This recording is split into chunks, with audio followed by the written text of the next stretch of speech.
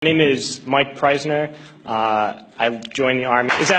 We've just learned that we've killed over 1 million Iraqis since this invasion, but we already killed 1 million Iraqis in the 90s through sanctions and bombings prior to this invasion. So the number truly is much higher. And we've heard a lot about different raids and kicking down the doors of people's houses and ransacking their houses. But this mission was different, a different kind of raid. I never got any explanation for these orders. We were only told that this group of houses, 5 or 6 houses, were now property of the U.S. military, and we had to go in and make those families leave those houses. So we went to these houses and informed the families that those homes were no longer their homes. We provided them no alternative, nowhere to go, no compensation, and they were very confused and very scared and did not know what to do and would not leave, so we had to remove them from those houses.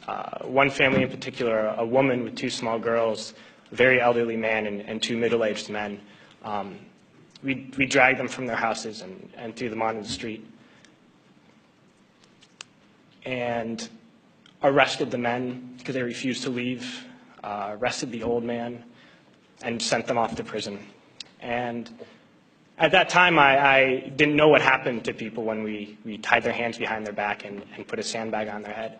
But unfortunately, a few months later, I had to find out. We were short interrogators, so I was assigned to work as an interrogator. And I oversaw and participated in hundreds of interrogations. One in particular I'm going to share with you. It was a moment for me that really showed me the nature of this occupation. This particular detainee, when I was sent to interrogate him, he was stripped down to his underwear, hands behind his back, and a sandbag on his head. I never actually saw this man's face. My job was to take this metal folding chair and just smash it against the wall next to his head. He was faced against the wall with his nose touching the wall, while a fellow soldier just screamed the same question over and over again.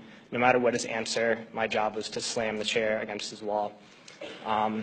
We did this until basically we got tired, and I was told to make sure he stood against the wall for however long, and I was guarding this prisoner, and my job was to make sure he kept standing up, but something was wrong with his leg. He was injured, and he kept falling to the ground.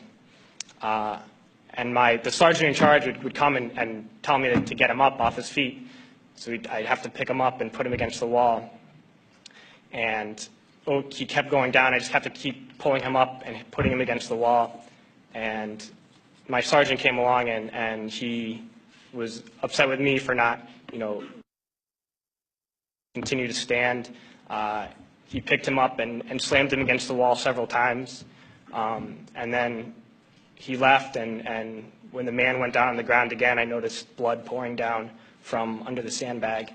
And so I let him sit, and when I noticed my sergeant coming again, I would tell him quickly to stand up. And then I realized that I was supposed to be guarding my unit from this detainee, and at that point I realized I was guarding the detainee from my unit. And I tried hard to be proud of my service, but all I could feel was shame, and racism could no longer mask the reality of the occupation. These were people, these were human beings. I've since been plagued by guilt anytime I see an elderly man, like the one who couldn't walk, who we rolled onto his stretcher and told the Iraqi police to take him away. I feel guilt anytime I see a mother with her children, like the one who cried hysterically and screamed that we were worse than Saddam as we forced her from her home. I feel guilt anytime I see a young girl, like the one I grabbed by the arm and dragged into the street. We were told we were fighting terrorists. The real terrorist was me, and the real terrorism is this occupation. We're willing to fight.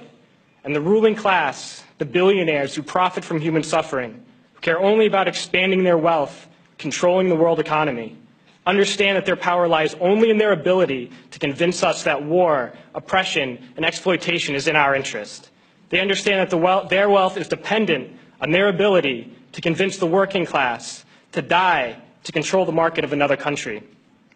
And convincing us to kill and die is based on their ability to make us think that we are somehow superior. Soldiers, sailors, Marines, airmen have nothing to gain from this occupation. The vast majority of people living in the U.S. have nothing to gain from this occupation.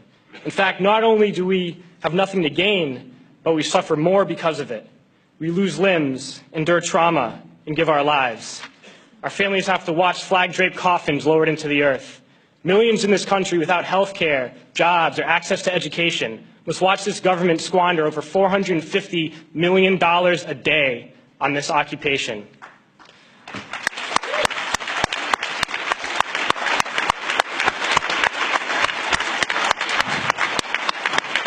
Poor and working people in this country are sent to kill poor and working people in another country to make the rich richer. And without racism, soldiers would realize that they have more in common with the Iraqi people than they do with the billionaires who send us to war. I threw families onto the street in Iraq, only to come home and find families thrown onto the street in this country, in this tragic and unnecessary foreclosure crisis. We need to wake up and realize that our real enemies are not in some distant land. They're not people whose names we don't know and cultures we don't understand. The enemy is people we know very well and people we can identify. The enemy is a system that wages war when it's profitable. The enemy is the CEOs who lay us off from our jobs when it's profitable. It's the insurance companies who deny us health care when it's profitable. It's the banks who take away our homes when it's profitable. Our enemy is not 5,000 miles away. They are right here at home. And if we organize and fight with our sisters and brothers, we can stop this war, we can stop this government, and we can create a better world.